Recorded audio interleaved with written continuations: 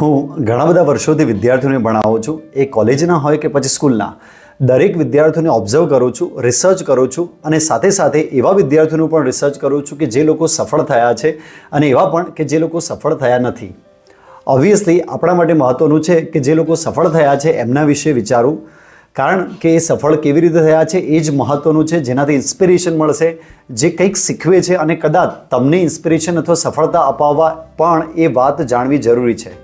તો overall research કર્યા પછી મને એક વસ્તુ બહુ જ અત્યંત મહત્ત્વની લાગી, જે છે ડિસિપ્લિન, એટલે કે મિત્રો શિસ્ત.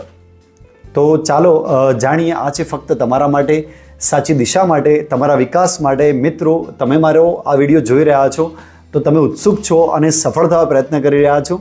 તમારા સપના ઊંચા છે, તમે સક્રિય છો. તો હા મિત્રો, સ્વાગત છે તમારું મારી આ નવી ચેનલ YouAre#Student.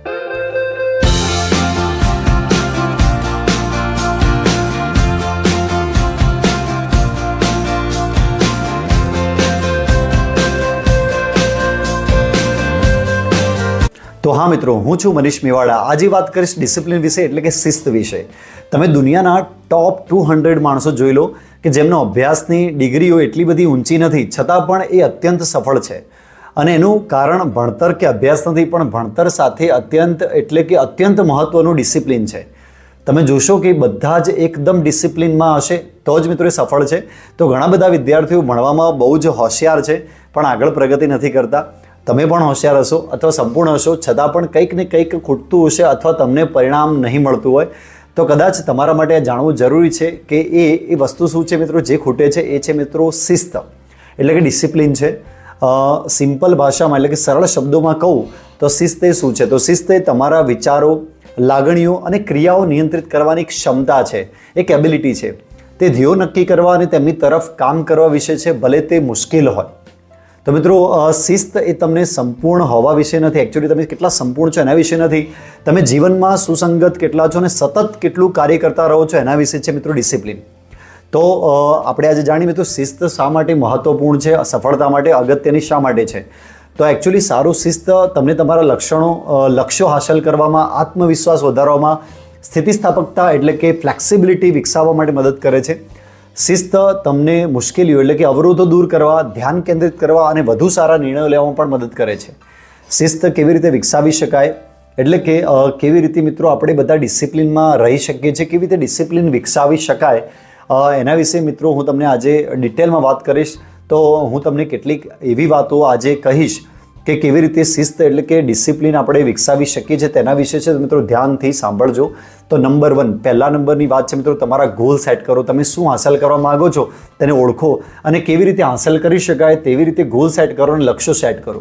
બીજા નંબરની વસ્તુ, એક મજબૂત શેડ્યુલ બનાવો.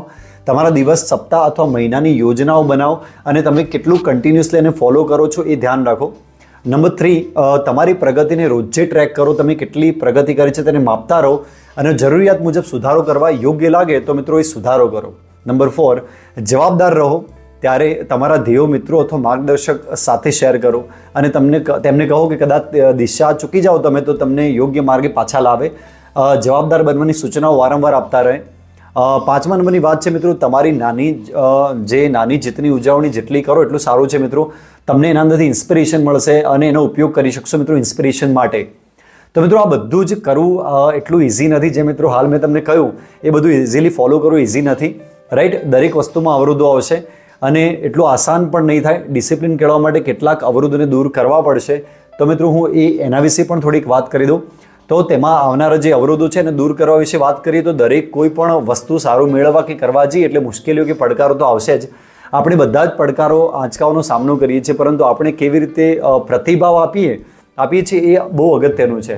તો કેટલીક એવી વાતો પણ જાણી લો કે કેવી રીતે એમનો સામનો કરી શકાય, કેવી રીતે પ્રતિભાવ આપી શકાય. જે તમને અવરોધો આવે છે એના વિશે વાત કરું છું. તો નંબર 1 મિત્રો, એની વાત કરું તો ઘણીવાર આપણે નેગેટિવ થઈ જઈએ છીએ. તો નેગેટિવિટી આવશે તો સકારાત્મક બનો, પોઝિટિવ રહો. પોઝિટિવિટી પર ધ્યાન કેન્દ્રિત કરો અને તમારી જાતને યાદ કરાવો કે તમે શા માટે આ વસ્તુની શરૂઆત કરી હતી. નંબર 2 મિત્રો, મોટા લક્ષ્યોને નાના વ્યવસ્થિત કાર્યોમાં તોડી નાખો.